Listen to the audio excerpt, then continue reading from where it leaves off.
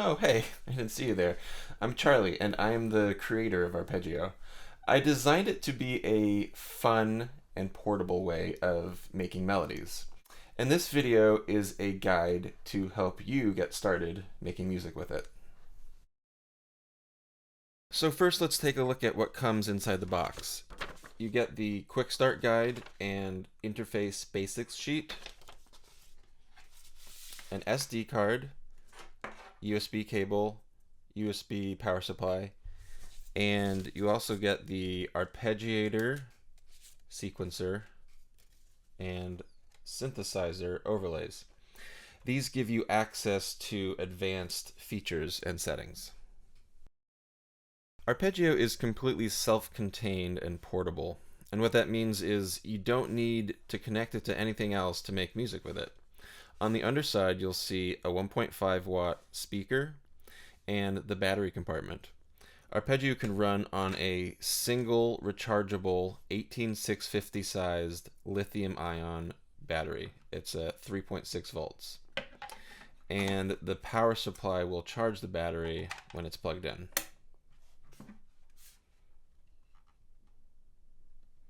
Now let's look at the back to see what Arpeggio can connect to. You can use the line out or headphones out to connect to external speakers or record the audio.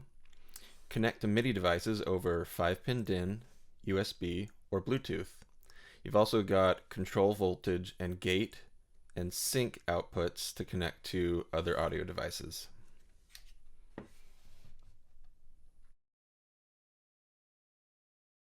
To get started, first insert the SD card.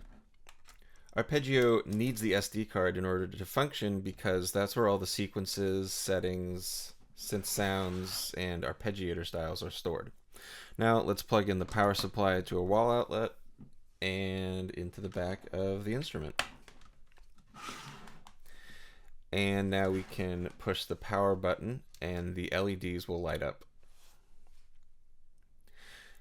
But for this video, I'm just going to use the power from the battery because I don't like cables. When you first turn Arpeggio on, it will be in synthesizer mode. A 1-octave keyboard from low C to a high B is where you will select your notes. And you can adjust the volume with the volume knob. If you're plugged into an external speaker or headphones, you can mute the internal speaker by pushing down on the volume knob. Arpeggio has an 8-octave range, and if you turn the octave knob, you can adjust the current octave of the keyboard. Now the function switch will change the function of the knobs from those listed above to those listed below. So if we flip it down, now we can turn the octave knob, and the octave of the keyboard will change.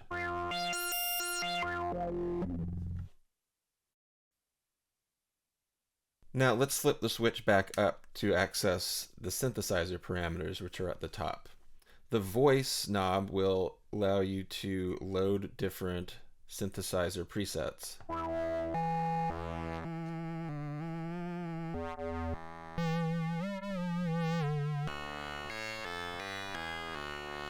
The attack knob changes how long until the note reaches full volume.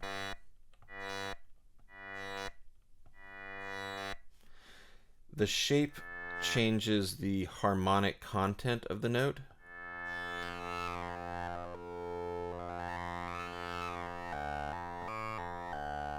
And the porta changes how fast the pitch changes from one note to the next.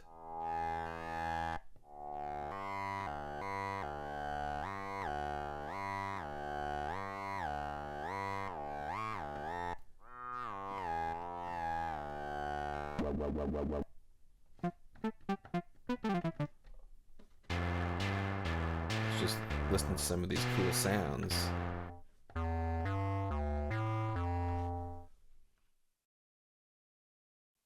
In Arpeggiator mode, the notes you select instantly create a looping sequence, and each sequence or melody can be up to 128 notes long. Press the play button to enter Arpeggiator mode. Now when we hold down notes, they create a looping sequence. When we release the notes, the sequence stops, unless we press the hold button. Now the notes stay in the sequence when we release them. We can also delete notes with the delete button. Now let's create another sequence. Now let's move the ARP style switch and hear how the note order changes.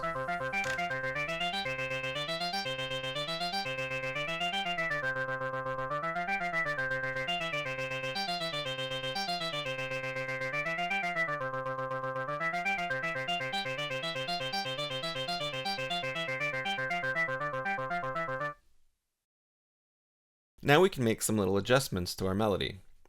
Let's flip the function switch down to access the sequence/note parameters. Turning the tempo knob will speed up or slow down the sequence. Turning the gate knob will adjust the articulation of the note from staccato to legato. Turning the repeats will change how many times each note repeats before going to the next note.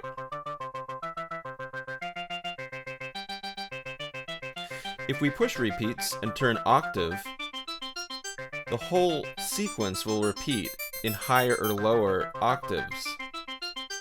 And we can push the repeats button and hit delete to clear that out.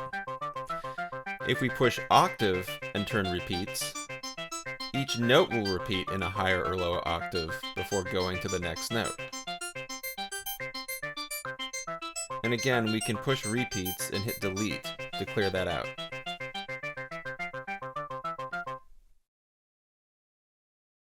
Sequencer mode gives you 512 sequence banks to save and perform your melodies. Let's save the melody that we just created. Press the bank level button to enter sequencer mode. And now we can select one of banks 1 through 8 to save our melody. When a bank is empty, the LED above it will be off. So let's just save it in bank 1. Now press the bank level again to save the melody. And now we can see that it's placed into bank 1.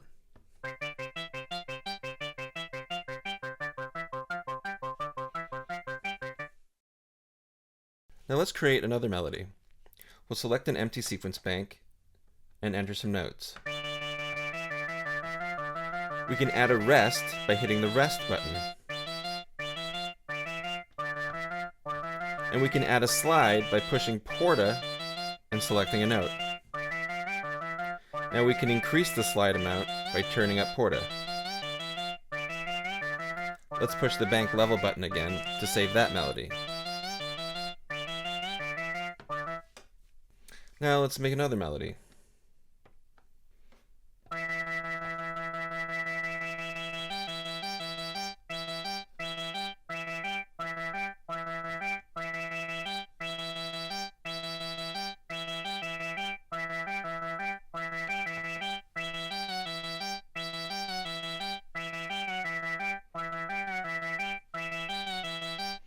Now we'll save it here.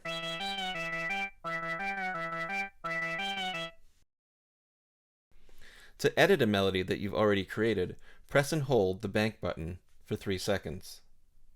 Now you can enter more notes.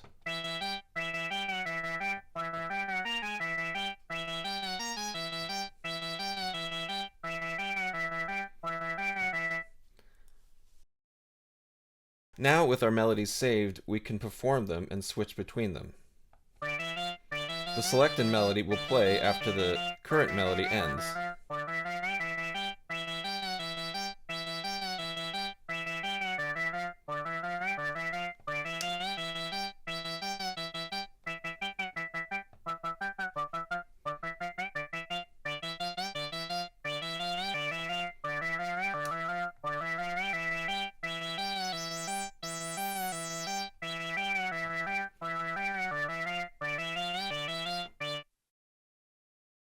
We can activate Transpose by holding the bank level button and the time/copy button.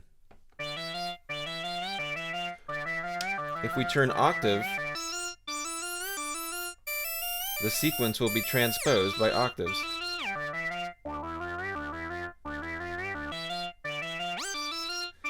If we select one of the notes, The C will be transposed a number of steps that the notes you selected is from C. And we can cancel out the transpose setting by holding these buttons and hitting delete. Well, that's it for this video. If you made it this far, you're on the right track. I know there was a lot of stuff to go over and a lot of features to learn, but there's actually a lot more that Arpeggio can do, and if you go to our website, you can download the full user guide, which will give you a rundown on all of the features. And thanks for watching.